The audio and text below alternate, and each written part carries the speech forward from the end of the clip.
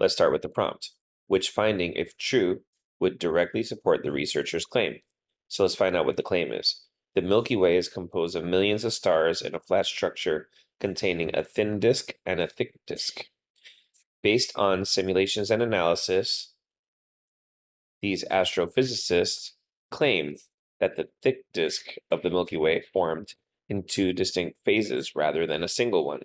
So we're looking for something to support the idea that the thick disk of the Milky Way formed in two phases. So let's start. A. The telescopes used by the researchers have detected stars of similar ages in galaxies other than the Milky Way. We don't really care about galaxies other than the Milky Way. We're looking for something in the Milky Way. B. There's an age difference of about 2 billion years between certain stars in the thick disk. That kind of makes sense because we need to know about the thick disk, and we need to know that they formed in two phases. So to have an age difference of 2 billion years means that some were 2 billion years ago and some are 2 billion years after. So there are the two phases right there. C, the thin disk. Okay, right there, we're comparing the thin to the thick, but we only care about the thick according to the claim being made.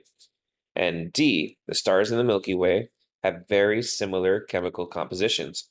We're looking for the thick disk of the Milky Way, so this doesn't really relate. So the answer here is